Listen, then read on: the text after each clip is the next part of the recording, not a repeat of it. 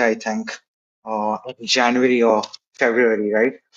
So I was like, oh, I need to make this, it's a memorable year for me in terms of what I'm watching. So, I need to create something, I was really hyped up and I wanted to make something really cool with cars, especially. So I decided to make this, like, the world champions car, the championship winning car, especially. So that was my inspiration behind it. Very nice.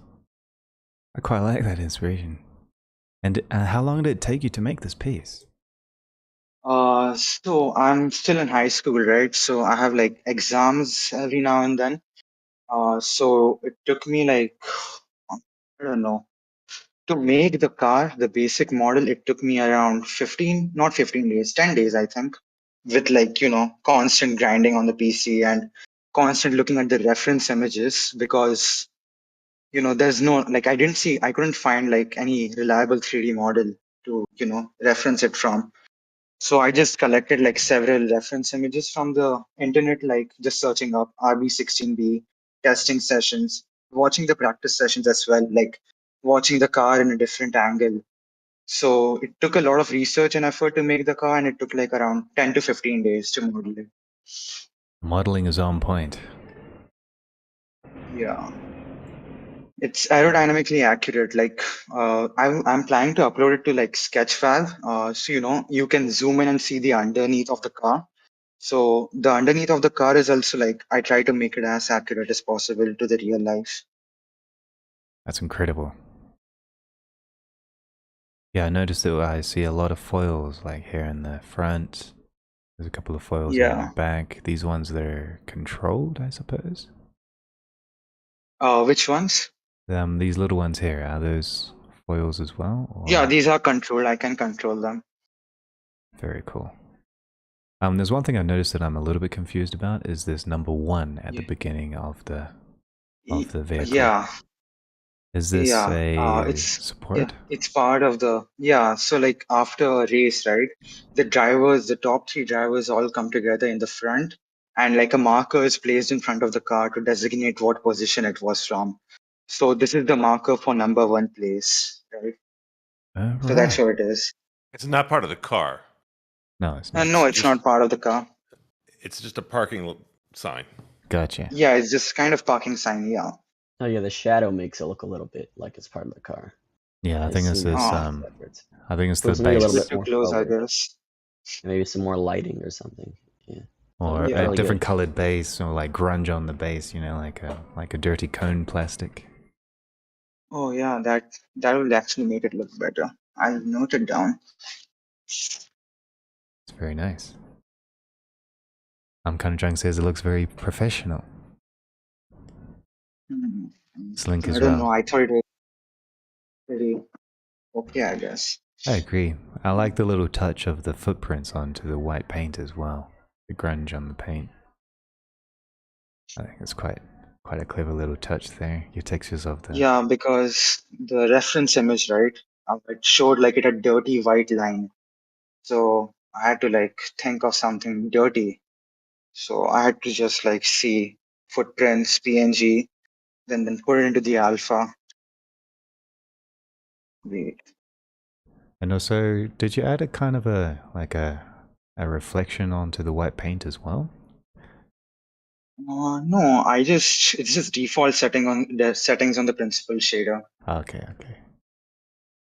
All right, so I have another little curious thing about the story of this image. I see the shadow Yeah. up here in the top right. Oh no, don't. Oh no. Okay. What does it mean? What is it? It's a second place car, right? The cars are placed together.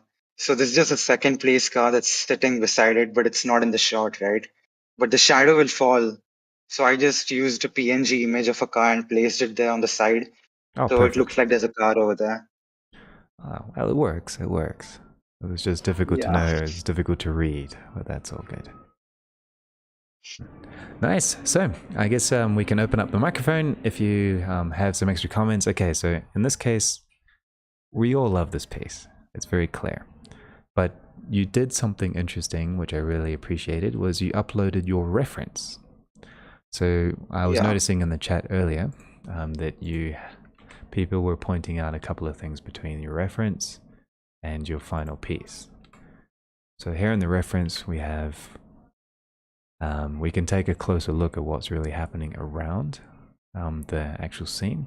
And this is where you are driving your, I guess you could say, your inspiration. I can see that you have the black rubber down here as well. So the key things that we have here with differences, like if you want, also my next question is, how deep of a review would you like on your piece? Are you happy with the praise, or would you like a little bit of revision? I don't see any point in praising it. Like, it doesn't help in improving. So go as harsh as you can, actually. All right. Yeah, I have one little thing that Okay. first of all, in the tire bump, you could have added some negative. You only have positive bump, I think. If you would have Yeah, added a it's little bit only of negative. positive. Yeah, if you Okay. would have added a little bit of negative bump as well, I think it would have added a little bit. Yeah. Also, Yeah, the that tire is makes a little bit sense. grunged, but the rest of the car is perfectly painted. Yeah. Yeah, And that's Yeah, you're interesting. right. Yeah.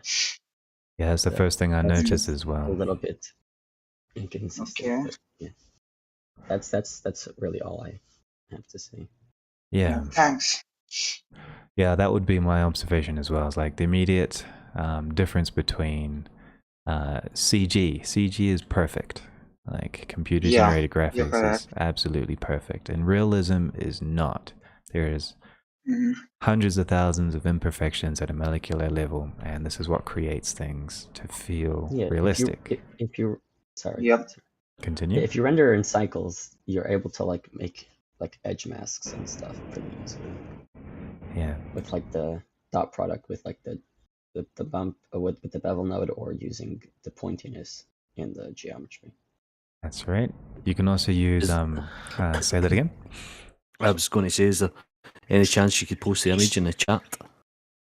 The chat is it's actually both images are located inside the Q&A and critique chat already. You just need to scroll up. Is it the white image we're looking at? Yes, or the blue? Yeah, so the right image is the white one, is the reference. So you can see there's like squash bugs on the front. There's like a grunge right here on the tube. We've got a bunch of like a kicked up tire that is banged onto the side of the chassis here. We've got more dirt from the exhaust of the other cars smattered around the front of the edges here. You can tell that by the grunge, there's a lot of storytelling. You can also see that the grunge has like streaked back along the edges here to show how fast it was moving. Oh, yeah, that's pretty cool, actually. You can also see back here that there's like a ripped off tape when people were doing the paint job here. You can also see even here on the foil here, you can see the exhaust smacking onto the front edge. You can see even on the carbon, there's pieces of dirt that have been kicked up from the tires. And also the story of the tires as well. You can tell that on the outside edge of the tire is not as worn as the inside edge of the tire. And the far inside edge is the one that gets the most stress, and this is where it's most damaged. You can also tell that it's so hot that the rubber melts and then solidifies again as it cools down, as it spins around. So you can see that the blobs look like they have been squashed. So there's a lot of storytelling just by the way you do your textures inside the world. So in this case, his story with his hands on his head, even though the number's at position number 1, he's like, oh my gosh, it's so stressing. You can tell that he's been pushing his car like crazy. By looking at the grunge, you're looking at like the tire bounced stains on the actual chassis. So these are little details that you can see from your reference, which is a good one, which can tell a lot more about your render in this story. So here we look at the tires here. So the noise, we can't tell which side has more stress. But also with the textures, you could use a clamp or a max or a min node or something like that to control the noise to make it feel like it's globular. And you or can some smoothing. exactly. And you can also use a gradient based on the UV or the object orientation of the tire to make the outside smoother than the inside. And maybe you could even use geometry on the broken up edge here in the left to exaggerate the broken feeling of the worn tire. To bring out that story that the inside of the tire is completely wasted, the outside is getting there, and that the tire or the rubber has been heated up, melted, and pressed by the pavement with a lot of stress. Same thing with the edges. You could use a directional material with an edge wear or bevel to bring out the noise and the streaks, since to bring out the edges on practically everything. And if you really want, you can also use vertex colors and use the vertex paint mode to paint in a triplanar grunge map, for example, for the kicked up rubber or the tire that hits the actual chassis. So you could paint along here where it would be very typical. You could paint some dust back here and use that as your blending inside the material. And then you're good to go. Yep. Thanks. I noted it all down. Oh, nice. I don't forget it. But this is the concept. You've done 80% of the work. And now the details is like putting in another 80% of time, but only in 20% of the details. So if you had a deadline, then sure, great. But if you really want to push that really... deadline. All right. So if you really want to push it, you can work on that.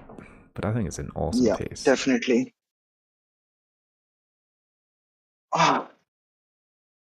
Another thing I noticed as well is like in your reference, you noticed that, for example, the asphalt has some shiny rocks, not so shiny rocks, has the tire. You notice that this texture of the roughness, I guess you could say, or the shininess of the asphalt is a little bit missing with your texture. So you have the rocks, you just need to exaggerate your roughness variation by remapping the roughness a little bit. Yeah, I think I'll do that, definitely. But your paint is on point, like, man, even on the defaults. It's actually like, I don't know, it happened by mistake. I don't know how. I just like overlaid it on each other. Very nice. All right. Well, thanks for this piece. Actually, this is really nice. I'm super inspired. So, do you plan to put in more effort onto this piece? Definitely. Nice. Okay, so without further ado, time is ticking. We have another piece here in the chat, and Slinc has finally connected. Slinc, is your microphone working today? Yes. All right, and so how you doing? Let's take a look at your piece. I wanted to... Good, and you? Good. And also, before we begin, Mafia Bot, thank you so much for your submission this week, and also for putting yourself out there for this piece. I think it's really beautiful. Yes, thank you. And your attention to detail, your modeling is on point. Your lighting is really nice as well. And for the effort, you're doing a great job. It's just a tiny little 20%, and you're right there. Yeah. All right, Slinc, so tell us about your piece. What do we have here today? It is the true and only companion cube. The true and only companion cube. Yes. And if you hear voices from it, Aperture Science is not responsible for it. Okay. Is there promised cake for this? Maybe. Maybe. Maybe. Nice. Cake is a lie. No. No, it's not. Cool. So what inspired you to make this piece? I played Portal again and was like, I'm going to do that again. Like the good cube. Like the cube is hard to model. Yeah, it is a tricky model. It is a great design, don't get me wrong, but what if... Why? Did you use box modeling for the whole thing, or did you use other techniques? No. simple extrude, move, extrude. And were you using the mirror modifier and by working on just a corner? Like basically I just designed one face flat without extrusion. Then I just like copy it 6 times so to make a cube. And then I made like extrusions. Okay, That like worked okay. It worked really great. so similar to like a linked copy of the object and then rotate it around. Yes, then merged back together into one thing. Nice. I like your grunge that you've included to this model. Like the grease paints. And the bevels as well. I quite like your bevels. Alright, so everyone here, what do you guys think? What's your first impressions? I also have a... It's not in the chat here, but I also have the wireframe that you shared here with me earlier. Because I wanted to take a look at it earlier and see how it was. Because I noticed that you got bevels, but the model is actually quite clean. It's already ready for a game as a game asset, pretty much. It's a bevel weight, if I'm not mistaken. Yes, that's for the big bevels on the corner. Yeah, I see. Where I didn't want just like to press Ctrl B and have forever never able to change the settings of those bevels. Mm-hmm. I just Definitely. use like bevel modifier, bevel weights, and make it like big. And then change it afterwards to my liking. Then I also use like a smaller bevel, but it's like to angle, so it's procedural. Nice. Alright, so the next question is the heart. Is the heart actually built in as a texture, or is this a shrunk wrap geometry on top? It is built into the texture. Alright. Oh, I see what's the issue now. So that's the only critique I have really is you see the edge here with the heart? Yes. We'll probably use like the sculpt smooth brush and just smooth out that button to make it. We take a look at the geometry. You see that you have 4 faces. Yes. Here, 1, 2, 3, 4. They're very flat. Yeah. So you could smooth out the corners just a tiny bit to make it a bit more round. It's very nice. I like your play as well of using your beveled weights and using the secondary bevel to get the smaller bevels, which is a nice little detail. And the grunge in the materials as well.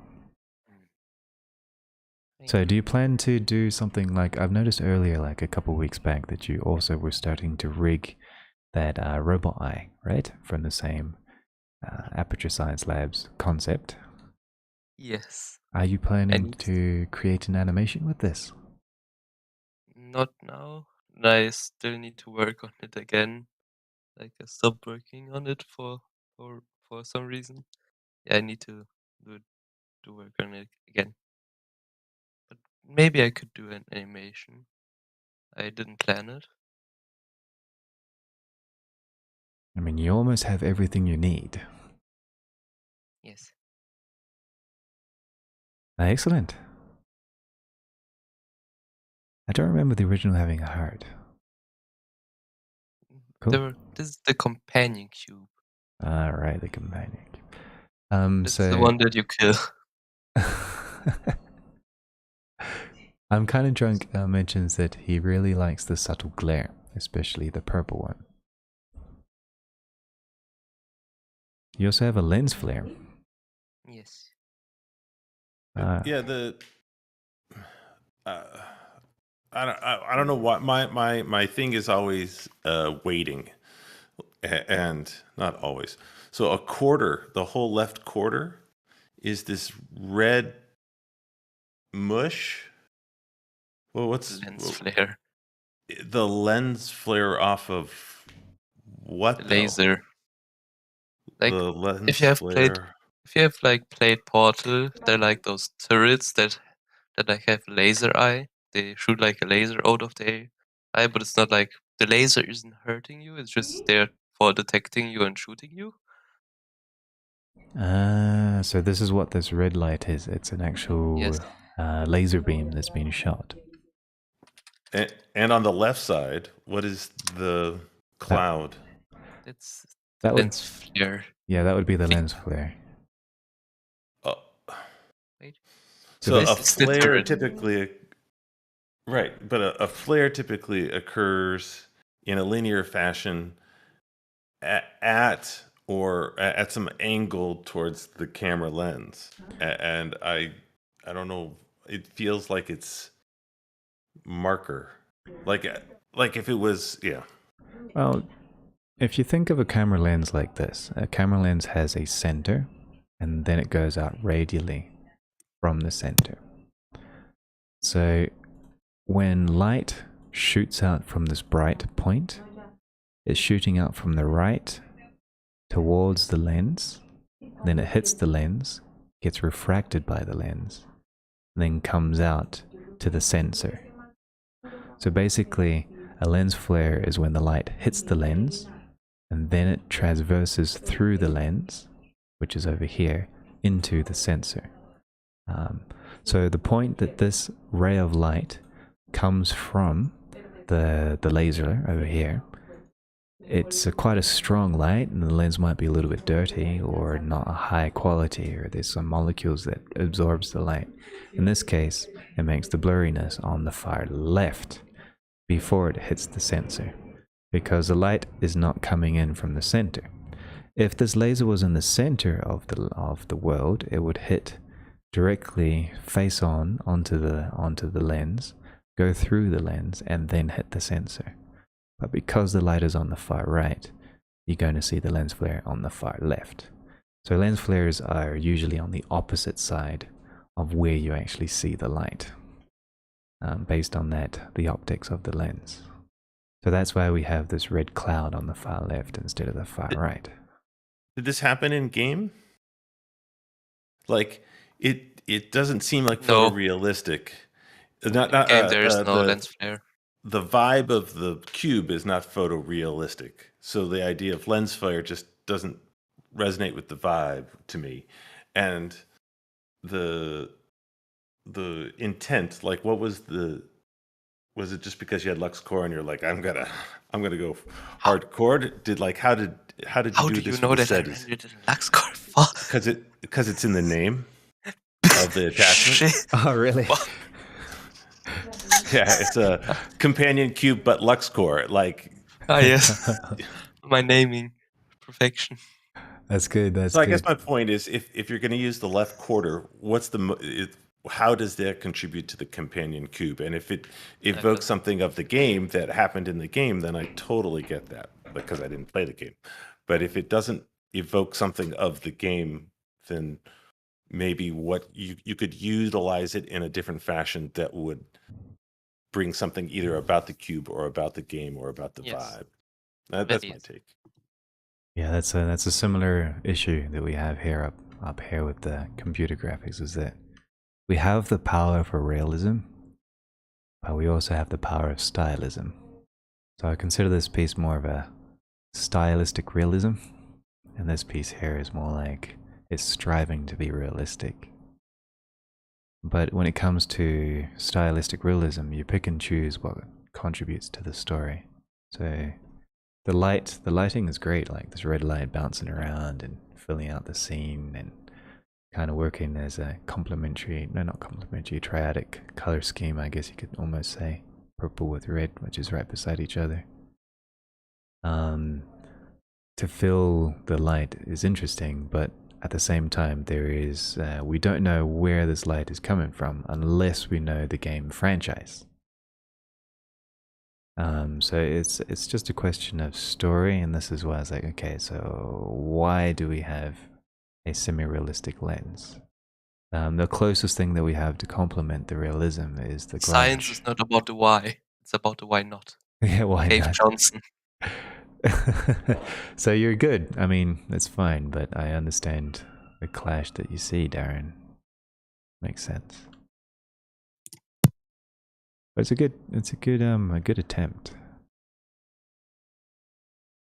So in this case, maybe like the laser would have a little bit more context. Like for example, the laser hits a wall, and the wall over here is burnt. There's like there's a burn mark on the wall or a couple of burn marks that helps it lead your eye towards the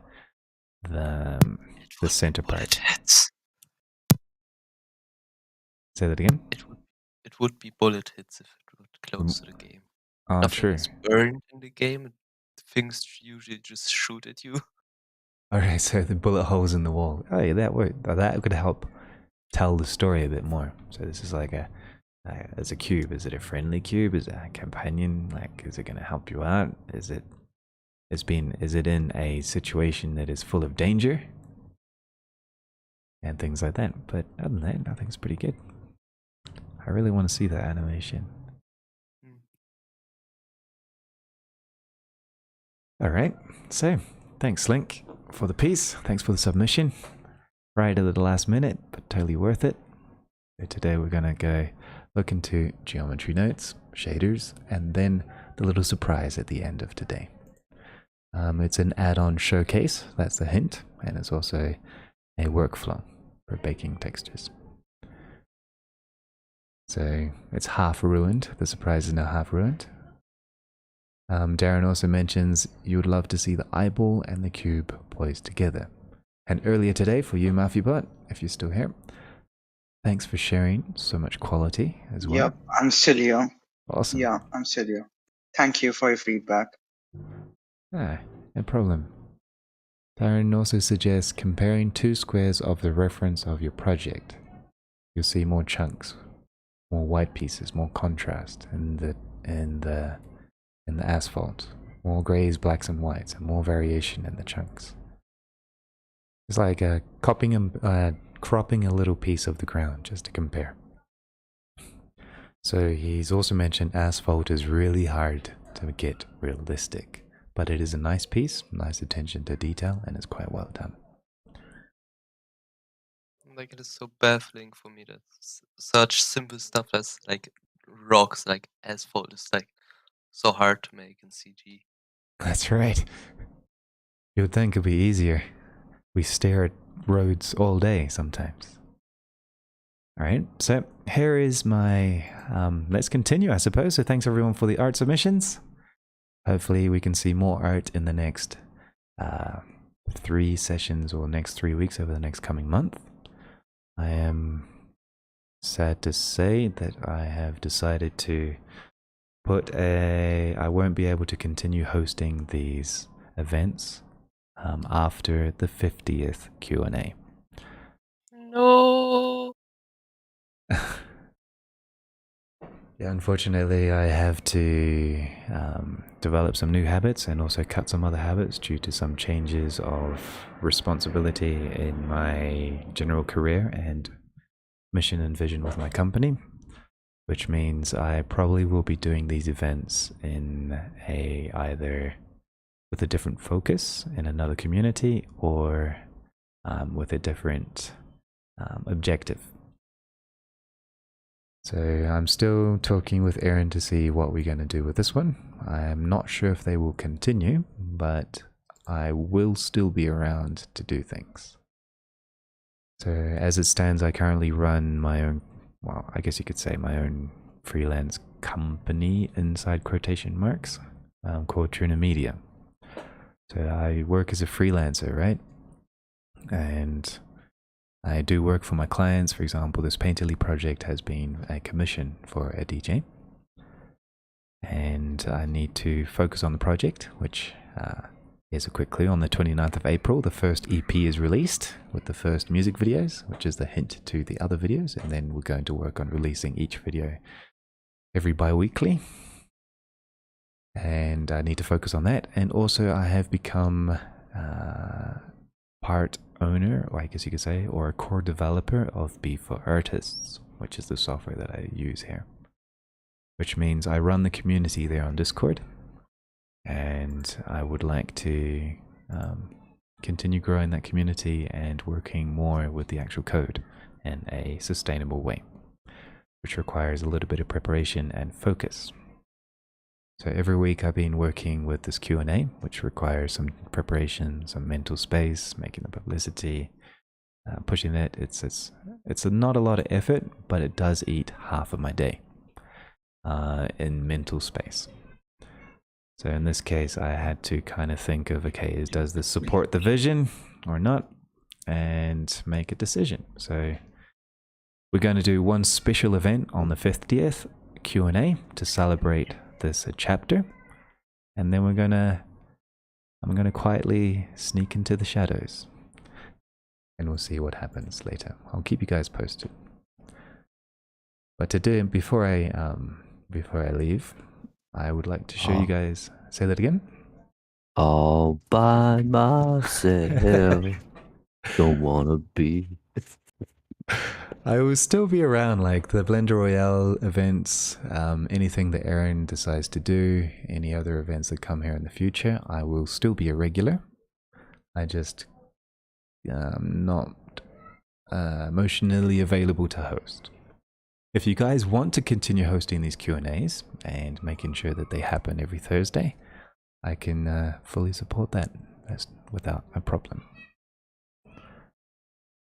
All right, so without further ado, sad public announcement, but hopefully it will open up new doors for everyone in the future. I have this paper generator. So basically, what this paper generator does is that when I change a seed inside a custom property, or which I have animated to a frame, it will create a new page, a new piece of paper with different types of grunge, coffee stains, and a paper texture.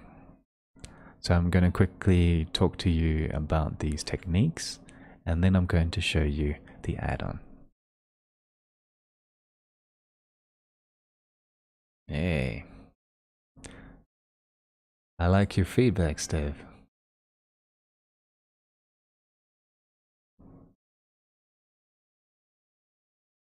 You rework the tires quite a bit.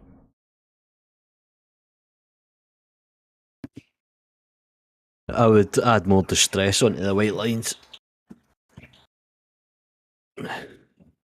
I'd add more grunge as well. That's true, yeah. Anyway, you know what I mean. Yes, similar to what we were pointing out. Yeah, which software was used for this? It looks really cool, actually. Just affinity photo. I just put textures over the top. That's one thing, you might get your render up to a certain state or a certain stage, and then you can quickly just texture bash over the top just to throw in a little bit of realism. That's right. Oh, I didn't know you could do that. Damn. I still need a lot to learn. Yeah, if you're not animating it in 3D space, then yes, this is a good way to do it. Like if it's a still image, this is how you can make things pop. Also notice you added a Can you tilt tell me shift. what's the method called so I can search more on it? I just grabbed images from Google. Like asphalt, F1 tires, cracks, that kind of stuff. Look, just see what you're looking for. Yeah, this is It literally is. Just Google what you need. Then overlay your textures on the top. I can't tell if you added a film grain or just a grain on the actual car. There's no film grain added. It's just it's grunge. Oh, it's grunge. And dusty grunge. Usually I go the black and white route. Gotcha. Yeah, you pretty much embodied our feedback. You also added a tilt shift. Yeah, just a slight. To kind of focus the hero object, or the hero piece. Very nice. I'll do a black and white one for you. Make it nice and stylish. Make it all grainy. Alright. So, let's go. So this paper generator is a very simple concept. It's used for textures or it can be used for anything. Typically when you create a texture, you have a pattern. You randomize the pattern to make it organic, for example. You scatter different elements and you tile it and you make it work together. So if we take a look at our geometry nodes, we can do this not only in the shader, but we can also do this using layers. So for example, with this piece of paper, I designed 2 layers or 3 layers of elements. One is the grunge layer, the other one is the base layer, and then I have the coffee stain layer. And inside geometry nodes, I have the paper base system, which I'm using to create the coffee stains, and then I scatter in the paper base. No, this is the coffee stains.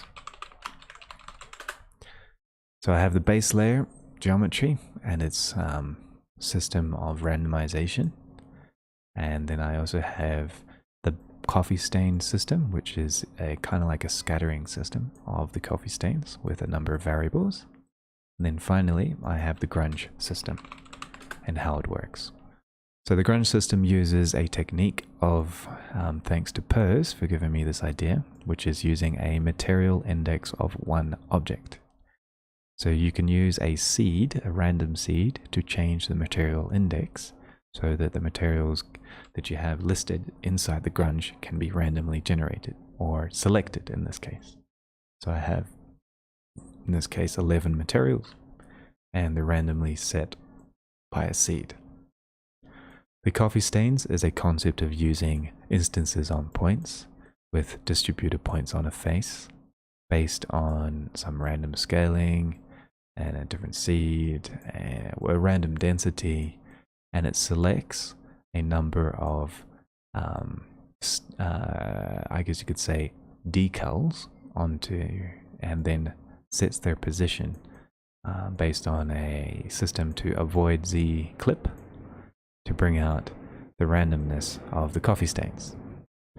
So and finally on the paper base we have the same concept of a single piece of paper and driven by a null, and I use a selection of one piece of paper that I have maybe like 10, 20 different pieces of paper, as many as I need, to generate the different bases of the paper.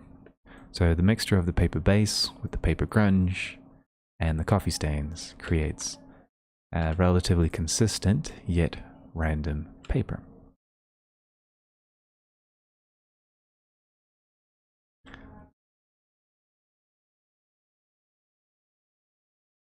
In this case, let's take a look at it piece by piece. So I'm going to bring out the paper grunge, hide the grunge, and let's just take a look at the coffee stain system.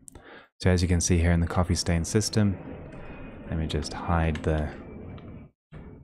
and we go into the properties of the object, which is in the null. If I change the animation, there we go. You can see that the coffee stains are scattering around randomly, and they're actual billboards in 3D space that we can take a look here. So you can see that they're like stacked pieces of geometry with an actual texture. So if we let's take a look at the pieces of the textures. So when it comes to creating materials and things, you can use procedural geometry, you can use custom geometry, you can use a group of textures, you can use anything you want. So in this case, I have stains as instances. So if we take a look at my list of stains, I have a whole bunch of them I've got that I prepared from the internet, from CCO textures, or public domain, and I just created a bunch of materials. And these materials are basically, this is designed to be baked and cooked inside Eevee. And rendered from Eevee. So inside my materials, I'm using a concept of creating a bump from the material, creating the image alpha based on the actual material colors. I have also a common values of materials based on these 22 textures to control their alpha transparency, and then the object colors, I guess you could say, or the object properties, I'm using hashed shadows. Can I share the coffee stained images? I'm thinking about it. I have to finish this project first though, before I can share them. I also use a common node. So the reason why I'm using node groups, as you can see, I have a color correction stains, I have an image alpha stains. The reason I do this is because one of the sessions earlier, sometimes if I have many materials, and I want to change the roughness of all of these materials at the same time, I can use a very slow system of geometry nodes linking or drivers, but the problem is drivers is not very efficient, but groups are. So inside my color correction, I have a single node, the input and the output, and then I can change the saturation and the color of all of my coffee stains. So if I take a look at these coffee stains here, if I want to bring out more saturation, I can drop the saturation to quite high or change the value of all of these materials, even though the textures are unique, at the same time using a group node. So this group node here would be instanced in all of the coffee stain materials. So here's the same node group, here's the same node group, here's the same node group in all of the textures, and I just change what's inside the node group to change all of them at the same time. So that's a technique of working with like multiple materials without going through all of them one by one by one. So in this case, this is my, I guess you could say, my index of the things that I need to bring out the coffee stains on the texture. So that has two techniques. So I'm using point scattering on a cube based on a seed that selects random instances from the group of instances as planes, and it scatters it over the different area. So that's nice, and we can obviously add more or less based on the scale of the actual thing. So this guy, he's super addicted to coffee and he's just drinking a lot over and over again. It's all random based on a seed, and that's one way to generate your textures. So the next thing we have with this particular model in the geometry nodes is we have the paper base.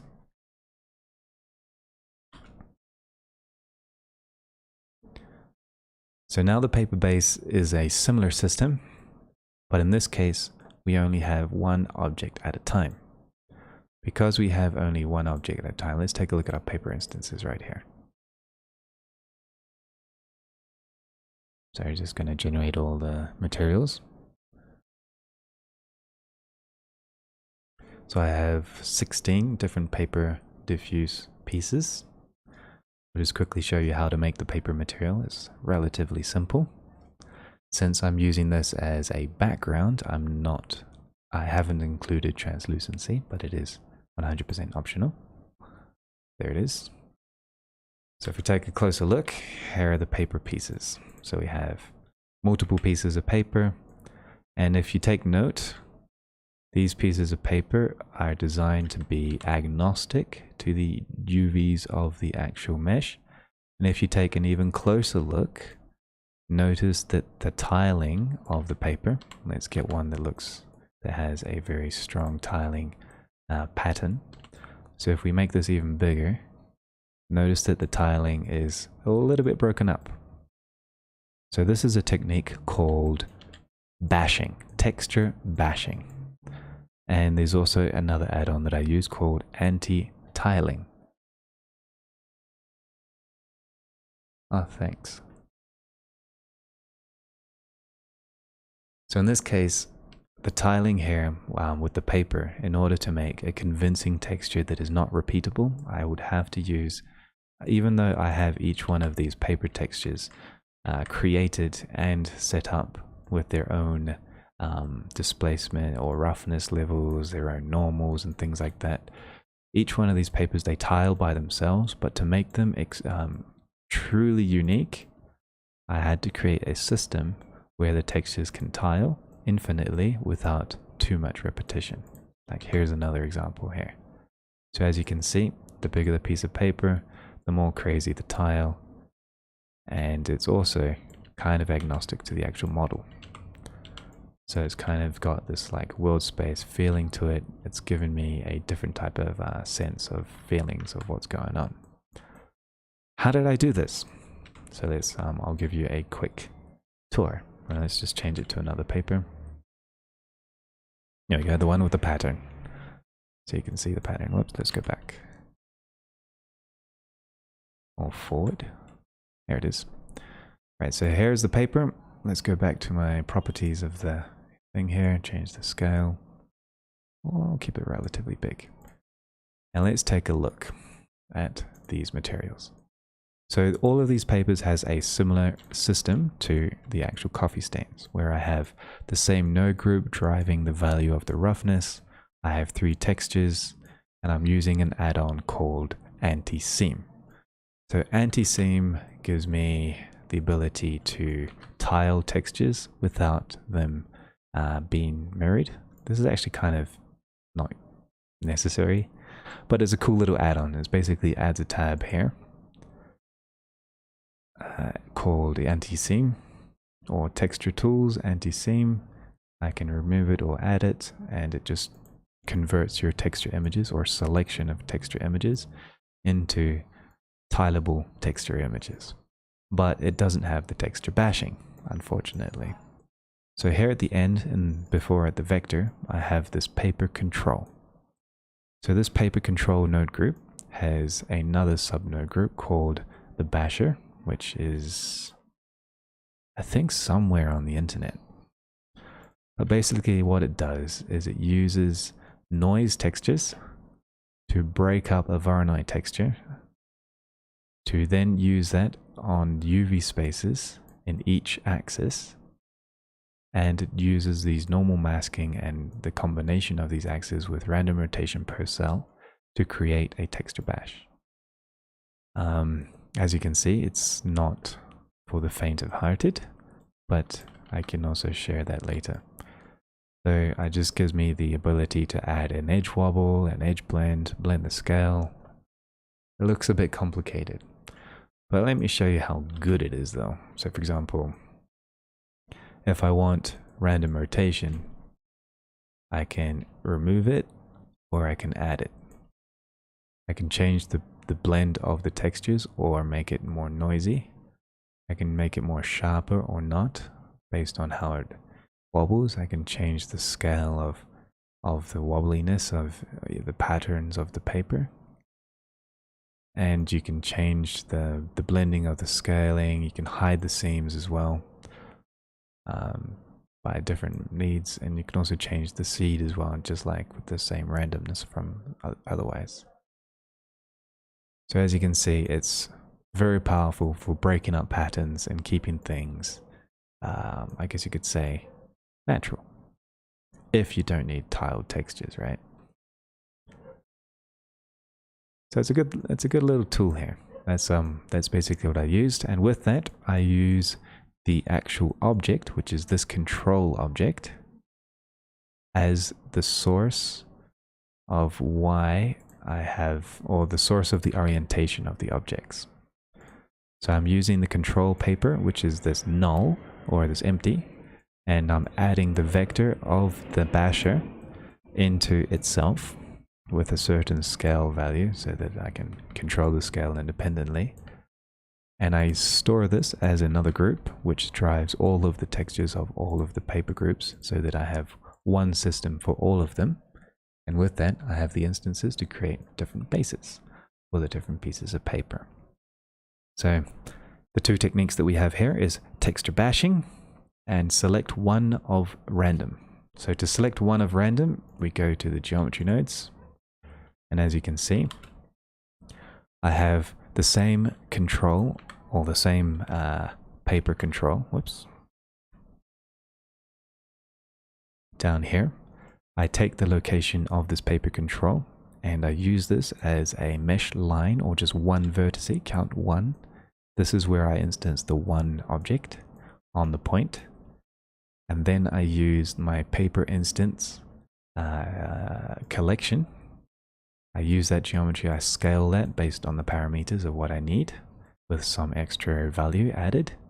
So I scale the paper based on a value and I use that as the instance. And in this case, I pick an instance and I use the instance index based on the seed. Nice and simple. It's basically instance one object from a collection based on a random seed and scale it based on a value. That's a nice simple system, and with that, the materials inside the shaders with the common groups between all of the pieces of paper so that they're relatively consistent if I want to change the roughness or whatever, will be working together. And then last but not least, we have the final piece, which uses a similar concept of taking the null or the empty, setting the position based on the empty's position, and using a grunge object. So let's take a look at the grunge object. So I'm going to hide this. And let's unhide the grunge object. And this is the grunge object. So the grunge object is basically another coffee stain, just really big, with the texture bash. So this coffee stain here has normals, it has this texture going on with the thing. If I change the frame, the seed, sorry, let me just see if it works. Oh, I have it turned off, sorry. So this coffee stain, as you can see, nothing is happening because it is just the object. But if we took a look at its stack of materials, we have its 11 materials here. Each of the grunge textures, if we take a look at them, is basically the same thing, where we have the same paper control node group that we're using for the paper. We have the texture, and then we use another control group, which I have for the 11 materials, to control the grunge. If we take a look at this material, it's basically another PBR with its setup, with its alpha and its normals based on hash, with its the settings of how I want to make the noise work, so they can blend after the actual texture. So the only thing that changes between all of these textures is the actual texture of the grunge, a grunge black and white texture. And then I use this to control how they're tiled, how they're bashed together, how to make them a bit more random based on the seed, and also their properties as an actual PBR material overlay. So if you think of Photoshop, one of these planes is like a Photoshop layer. So if you're making textures in 3D, well, you can use planes as Photoshop layers. And I still don't know how to do blending types other than normal, or mix, I guess you could say. I don't know how to blend with things like multiply or overlay or others yet, but I assume... You can do it in the shader nodes, Slinc. All you have to have is, what's it called? You can, instead of putting them on separate planes, you can just put them on separate mix RGBs and use the layer mask as the mix input. I thought about that. I mean, other than compile times, it will do the job, but the problem is it won't do the job if you have multiple materials like this. Like, to randomize these materials requires... Well, all your materials are just a bunch of image textures, so technically you can just put them all on one material. But you would have to have an array of chain of arrays that would somehow blend between them all. Yeah. And randomly set by the seed, which is... You can do that vertically. That's how I would do it. Like array all of them. Like there would be a vertical array. Like going up to down. No. Like you would have all of them set up in a row. Okay. Like that. And then what? And then you would have them all plugged into the same input. Saying the vector plugged into all of them. And then afterwards you would have a bunch of mixed RGBs. But then how do you select which one? Magic. Because in this case you have a factor of 0 to 1 to select between two. Great. So we can randomize a value of 0 to 1. And then the layer mask, whichever one becomes before which one, is the layer of whatever mix RGB is before the next mix RGB. You should put the first one in the top. I'm saying in the second mix RGB, you should switch the inputs. Because the first one is 0 means it's 0 blend, and 1 means it's fully blend. So how would you randomize this by a seed? And this by a seed, by the same seed? I would use geometry nodes because you're shaders saying doesn't have that. Oh, you're saying to switch between all the materials? Exactly, because all of yeah, these so materials this. are set by a random seed. Oh yeah. And you So you select would one. use a random. You can use a white noise. Or you can bring it in a random value in from geometry nodes, or you can just scale a random value from.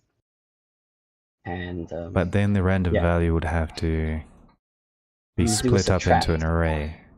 Yeah, you do like a switch basically with the subtract one, subtract one, subtract one, subtract one, subtract one, and then you put in the random value, and then it picks whichever value it is. You have to snap it to like 1, or if it's a white noise, it will be snapped. No, it won't be snapped to 1. You have to snap it to 1. Yeah. And and then you picks a random material. Because And then you can mix between them with but the the mix problem with layers. the mixed layer chains, because I tried to do this and I was using a similar system.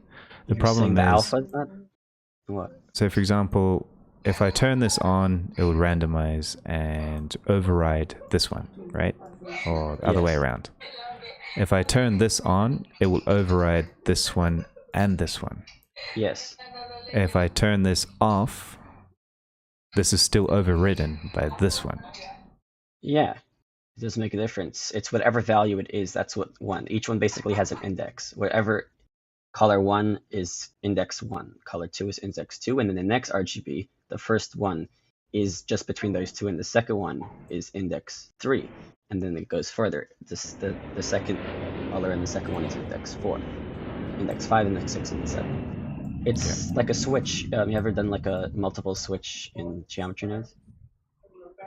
Yeah, gotcha. Yeah, so I'm saying it's a little bit more work, I guess. Yes, it would Just you have to add a bunch of extra nodes in. It's not that complicated. You can do like control shift or something, and like they're all control something plus or something. Then they all like mix together with mix RGBs or something. Hopefully, I think that's the shortcut. That's one way of doing it. And then you have to put a bunch of subtract nodes. It doesn't take that long to set up. And then you can use blend modes if you want. That's true. So you basically group each of those into one group, and then you use them with mix RGBs. Yeah, that would be handy. I wish I knew this a bit better day before yesterday when I was doing this.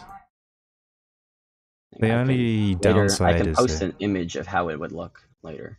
Yeah, sure, that'd be great. I think everyone would love that. I'll post it on the Q&A. Okay. Yeah. Okay, for the newbies among us, let me see if I can understand what the problem is. So, if you were using procedural nodes, you could just layer textures like you would with transparency and any Photoshop, and just thing on top of thing on top of thing, and they would all smush together, and you would have the coffee stains and the grunge and the paper all blend perfectly. But if I understand correctly, procedural nodes don't allow for the random allocation as well as the transformation of all the different types of grunge, coffee stains, and the like. Is that what I'm hearing? And whereas geometry nodes allows for the seeding and the random allocation of different grunge, different coffee stains. Yeah. So basically, in this case, with the paper base, since the only difference is the actual texture, we could do this inside one shader and randomize within the shader. Since I'm using geometry to randomize it with different materials, this means I can delink the materials and I can have custom geometry used as a randomized concept. This is probably the biggest difference, is that so you have method 1 where you use GN plus shader differences and consistencies to randomize. The second method that we just talked about now is where we use only in shader, where we use have a group of textures in the shader, then we select one with a random index and chain of mix RGB nodes, set selected I guess you could say index of the texture with a random index and chain of mixRGB nodes by seed, either by GN or another method, a driver, and then the one material will change on the one mesh that you use as your base, or on that one particular layer. So only in Shader gives us the ability to change materials randomly. Hopefully we can see how that works later, because for me it's a little tricky still. Or we can continue using the geometry nodes method, which also gives us the ability to use a random geometry as well. So that's the difference. Like if you're baking, for example, normal maps, and you're baking rocks, or you're baking like an actual patch of grass with 3D grass, then you would want to use something with geometry nodes that can scatter the actual geometry. Shaders only works with flat things, like the flat piece of paper. So those are the two methods. This method number 2, once it's done, will work faster. Like it will be more efficient at the end of the day.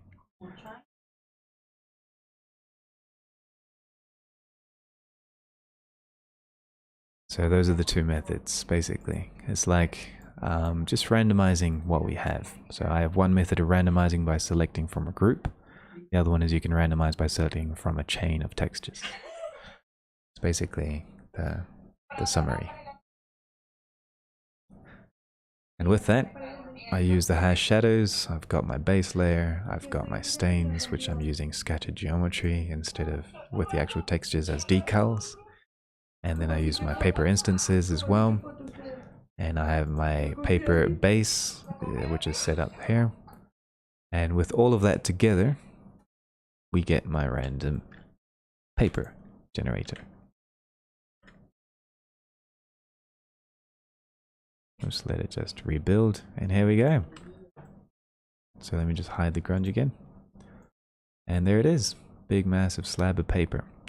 And on top of that, I use my control as the parent of all these textures, which I can use to control the orientation of the textures. And I use a custom object property inside the null connected to drivers on the actual paper geometry nodes, and with that it gives me the ability to use this null as kind of a parent inside whatever I need, and then I can like change the scale, change the seed. In this case I have the seed set to keyframes, so every frame is a new piece of paper, so I can render a sequence and it'll render out a whole bunch of pieces of paper, and then I'm good to go. So if we take a look here, I've already rendered a bunch of papers in different dimensions. So here I have my square backgrounds, and here they are. I got a whole bunch. All of this just took a couple of minutes to render, and I got a whole bunch of papers in 2K or HD, all unique. I just deleted the ones I didn't like, and Bob's your uncle. And they're all unique.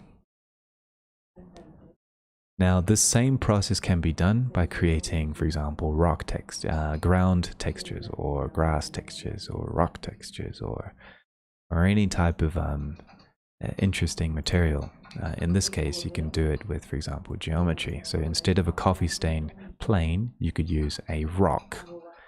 Instead of an actual texture, you could use a patch of different types of grass. And you can create different types of textures to bake from the top down and work with that. So there we go. Are you guys ready for the little bonus? We're running out of time. But does it make sense so far? I hope it does. Let me just check and see if everything is good in the chat.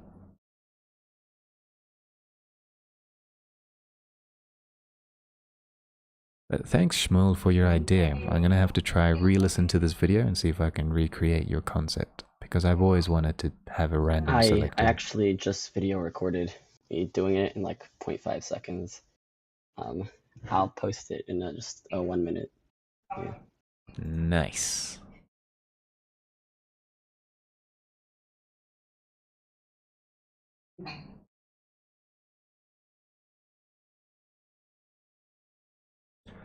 Alright, so the last thing that we have that I have to show as we wait for the file is I have an add-on called Grabdoc. So what Grabdoc does, which is this panel here, Grabdoc basically creates one big button inside of a tab called Grabdoc, which I have removed or combined. It sets up a scene for baking in Eevee. And once you set up a scene, you go into the top view of your camera, and I can then use this as a system for baking from the top down different layers. So it creates, basically what it does is it creates a collection with a plane, it creates a trim I just camera. tried controlling your screen from my keyboard. I just pressed like N to get rid of the sidebar and it didn't work. No, it's just funny. Yeah, okay. Let's take a look at your video just quickly. Right, so here's the material. Made a new one.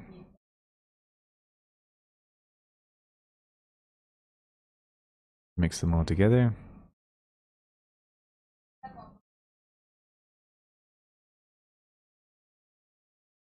Get a math node. Subtract. How are you doing that copy offset?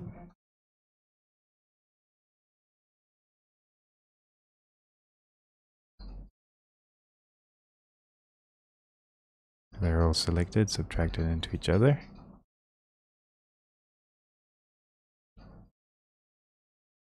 And you connected each one into the mix layers.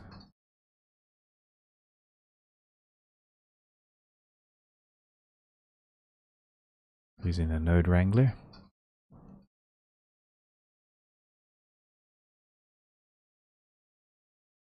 Then you get a value.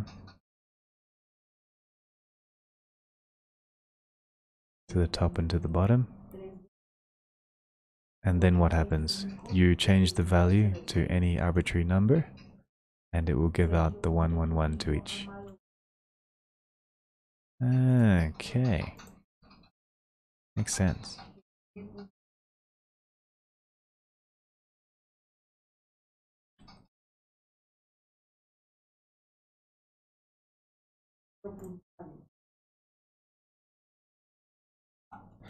Alright, so where's my Grabdoc stuff? Oops, I was talking and I muted my mic. Yeah. Ah, So if yeah. you want to do the alphas, you can do the same thing with the alphas as well, and it will output the same number. Like the alpha will match the image. Nice.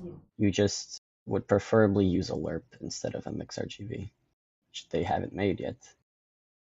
So you can make it yourself, but yeah. Yeah. And then you can mix between those and the other ones with mixRGB, and then you can have all the mix values, like blend, overlay, with blah blah blah. Yeah. Here it is. Let's say it was simpler than I thought. It's really nice.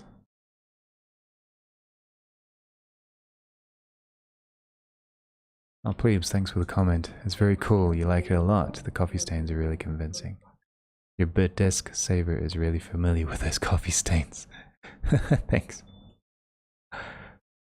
So if I'm doing 3D geometry changes, so for example, if I change these coffee stains to be another group, so if I make like another collection, and in this collection I have a sphere, I have a torus, I have a pyramid, and a cube. I'll call this the instance collection. Go back to my paper and check it out in my nodes. So if I'm in my nodes here and I decide to say, okay, instead of coffee stains, I want to select this group of geometry. So here we are. We got a group of geometry. And if I make this a little bit smaller, let me just hide the group of geometry. There we go. So here it is. So I've got my coffee stains with this geometry system. If I have this new system here and I want to bake this out with normals, And I want to bake this out also with the diffuse, the metallic. I also want to bake out the ambient occlusion. I can by using this add-on called Grabdoc, which is for free. It was built by the people from the Dynasty Empire Discord server, for people who work with environment art. Basically, it gives us some tools to create, quickly set up Eevee to export some maps. It's like a baker, except it uses Eevee orthographic, so it's almost instant. And it gives us the ability to do a normal preview. So if we click on the normal preview, oh, there's a bug. It should work, but it didn't. There we go. So I did a curvature preview, and it does like a curvature map of how I would want to bake the valleys and the height, and have some samples of these curvatures that I want. I can do the same with an occlusion map. So it can create kind of like a fake ambient occlusion based on what I need. I can also have material IDs to show which one I want from the material. And it sets up some things for me already. Same with albedo. Obviously it depends on the material that I'm using. But it gives us the ability to use this to bake out my geometry nodes. But you're asking, how does this tile? So in this case, to make a tile, this is using a 2 meter by 2 meter tile or piece of work. So what I can do is I can instance the actual group of things, and with this instance down here, I can actually move it with snapping turned on. And what I would do is I would move the instance, I would move the instance up 2 meters or 1 meter like this. Depends on how you want it to tile. Move it over another meter, move it over another meter, move it over another meter over here. And you can create your own tile using the actual collection instance of what you're using as your geometry, or what you want from your material. And then from the view up top, you can move it up to like maybe a 4 meter tile and capture just 2 meters and have them overlapped by half, and you can create your own tiles, pretty much. So I recommend this add-on, which other than that bug that I found, but this is probably because I'm using some complex textures systems. But you can quickly help out your roughness preview, metalness, albedo, your material IDs, your height, your occlusion, your curvature, your normals. It quickly sets up your scene. It gives you the ability to export your maps to a folder, and using these collections in an array, I guess you could say, your AOU, which you can also do in geometry nodes as well. That's another lesson, another day. To generate procedural materials from geometry, from materials.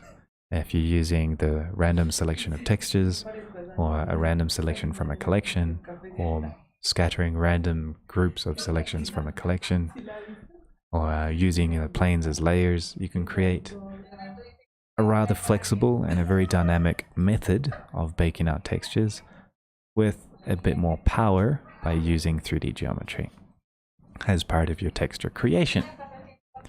This is where Substance Designer tries to succeed, because you can create your 3D geometry using depth maps and other techniques, but nothing is easier at making depth than actually creating your geometry. So there we go. That's it for today. Thanks for hanging out till the end.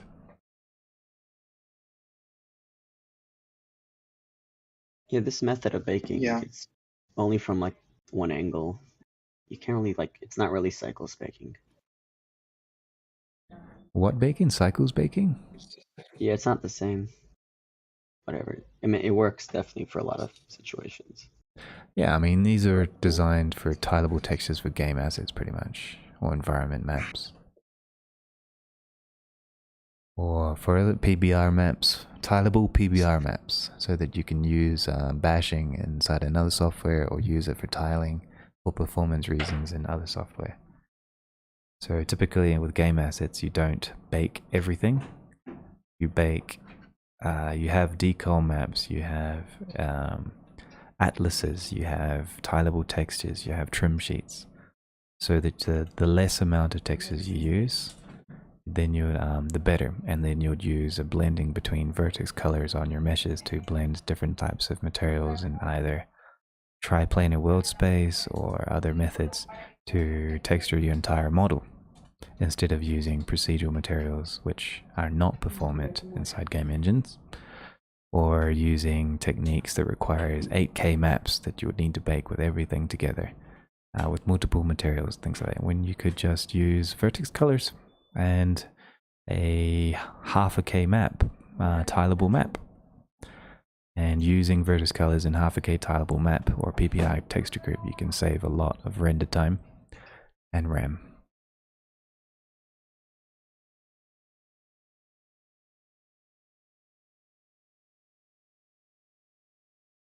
But this is, yeah, it's a game technique. I mean, this add-on was developed by game developers for environments, so it's very specific for that particular use case. But for Eevee, it's really good to use those techniques because Eevee is also a raster engine.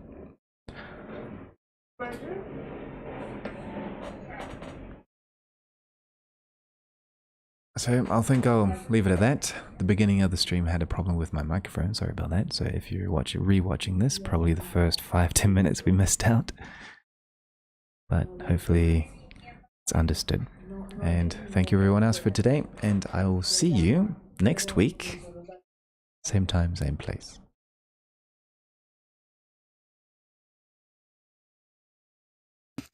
Cheers, Andres. You're welcome. Let's not forget Dre's too.